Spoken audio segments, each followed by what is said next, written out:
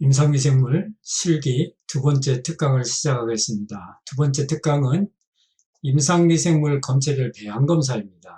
이 배양검사를 하지만은 임상미생물 검체를 어떻게 취급해야 되는지 하는 부분과 배양검사에 대한 부분, 검체별로 설명을 해드리겠습니다. 일단 미생물 검사를 하려면은 기본적으로 세이프티, 안전을 먼저 생각을 해야 되고, 미생물 검사실에는 안전에 대한 설비가 돼 있어야 됩니다. 그래서 여기 보면은 임상명의사들이 이 검사를 하고 있는데, 여기 이제 검체를 접수를 해서 검체를 접종하는 곳입니다. 검체를 접종하는 곳인데, 이게 우리가 일반적으로 배지라고 하죠, 그렇죠? 메디아라고 하는 것인데, 이게 BAP, 블러더가 플레이트고, 여기 이제 메콩키나 뭐 이 정도 되겠네요. 자, 그런데 여기 어디서 합니까? 여기 요 부분 보면은 여기 이제 장비 안에서 하는데, 손은 장비 안으로 여기 유리가 있고 장비 안으로 들어가 있죠, 그렇죠?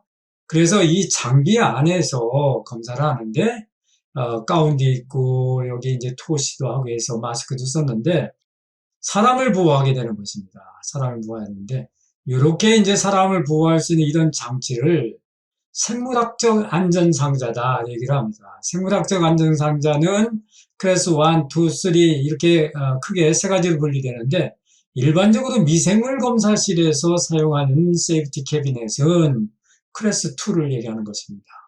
자, 예전에 시험에 자주 나왔던 것 중에 하나인데, 이 시너레이터라고 하죠.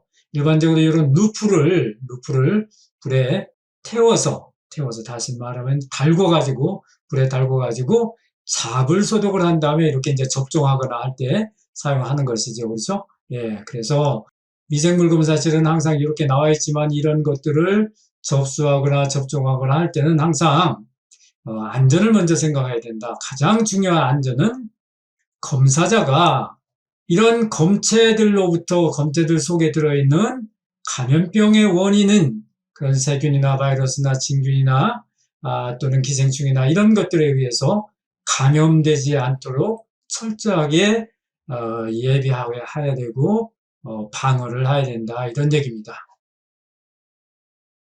자, 그래서 미생물 검사실에서 사용하는 장비로 작업대로 들어가는 공기와 외부로 나가는 공기가 모두 여과되는 생물학적 안전상자의 등급을 오른 것은 했습니다. 그러니까 뭐라고 설명했습니까? Biological Safety Cabinet 클래스 2다. 클래스 2다. 그 기출문제지요. 그렇죠? 기출문제입니다. 그래서 여러분들, 이런 감염관리, 안전 또는 정도관리 다 포함되는 문제로 될 수 있는데, 이런 문제도 다뤄질 수 있다. 자, 미생물 검사실의 검체별 배양 검사를 보면은, 일단 미생물 검사를 할 수 있는 검체는 머리끝에서 발톱까지, 손발톱까지 다 포함이 됩니다. 그래서 모든 것이 다 포함이 되는데, 이런 검체를 병실이나 처치실에서 또는 수술방에서 채취해가지고 가져오면은, 보통 검체 보관을 우리가 일반적으로 2 내지 8도는 하우스 냉장고, 집에서 쓰는 냉장고를 얘기하는데, 정확하게 얘기하면은 얼지 않게 1도에서 6도 정도 냉장 보관을 해야 된다. 냉장 보관을 해서는 안 되는 경우가 있어요. 혈액배양용 액체 배지, 뒤에서 혈액배양에 대해서 설명할 텐데, 혈액배양용 액체 배지는 되게 이제 35도나 37도씨 배양기에 보관을 해야 된다. 왜냐하면은 혈액배양이라는 것은 혈액 속에 있는 세균을 증균시켜서, 증균이라는 것은 몇 마리 없는 세균을 많이 증균을 시켜가지고 검사를 해야 되기 때문에 빨리 배양을 해야 되잖아요. 그리고 혈액배양은 미생물 검사 중에서도 아주 중요한 검사입니다. 왜냐하면 혈액에 세균이 감염됐다라고 하면 전신 감염이 되잖아요. 그렇죠? 그래서 중요한 검사이기 때문에 증균을 시키기 위해서 35도에서 37도씨 배양기에 보관을 해야 된다. 내척수액의 원인균 중에, 수막염의 원인균 중에 나이제리아 메닌자이티디스가 있잖아요. 이 나이제리아균은 실온이나 냉장고에 들어가면은 쉽게 죽습니다. 그래서 35도에서 37도씨에 보관하는 것을 원칙으로 한다. 그리고 소변 검사가 있습니다. 물론 뒤에서 내가 또 소변 배양 검사에서 또 설명을 하겠지만은 소변 검사를 위한 소변 검체도 바로 냉장을 해야 된다. 물론 즉시 검사를 하면은 좋겠지만 즉시 검사하지 못할 때는 냉장에서 24시간 동안 보관이 가능합니다. 냉장 보관하지 않고 2시간 이상 실온에 방치된 검체는 다시 채취를 해야 된다. 요 부분은 뒤에 소변 배양 검사에서 다시 설명을 하겠습니다. 자, 그 다음에 운송배지가 있어요. 물론 우리가 이제 고름, 벼슬이라든지 이런 또 체액이라든지 이런 것을 주사기로 뽑아가지고 멸균된 용기에다 가져오면 좋는데 그렇게 많지 않은 경우에 디스차지, 다시 해서 수액을 하잖아요. 디스차지를 하는데 여기는 이제 이렇게 디스차지를 합니다.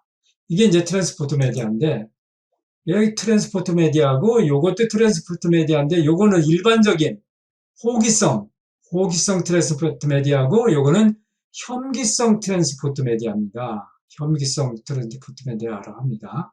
그래서 이걸 메모를 한다는 것이 이렇게 화살표만 해놨는데 혐기성 트랜스포트 메디아는 여기에 보면 차콜이 들어있어요.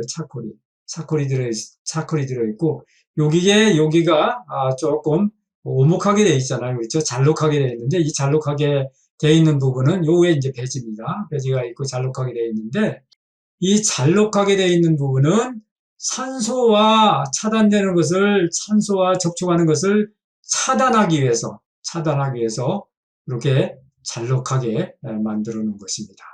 그래서 트랜스포트 메디아의 성능은 일반 세균은 48시간까지 보존이 가능하다. 검체의 보존과 운송을 하는 데 사용한다. 혐기성과 호기성 모든 세균 보존이 가능하다. 그렇지만은 굳이 분리한다면 이렇게 호기성 트랜스포트 메디아, 혐기성 트랜스포트 메디아가 따로 있다라는 것입니다. 특히 혐기성 운송 배지는 이렇게 산소 노출을 방지를 해야 됩니다. 그래서 바로 뚜껑을 열고 검체를 채취한 다음에 바로 꽂아내면은 되는데 여기 지금 새카맣게 되어 있는 건 차콜이라고 해서 숟가루를 넣는 거예요. 숟가루를 넣어놓고 숯 성분을 넣어놨기 때문에 이렇게 새카맣게 보이는 겁니다.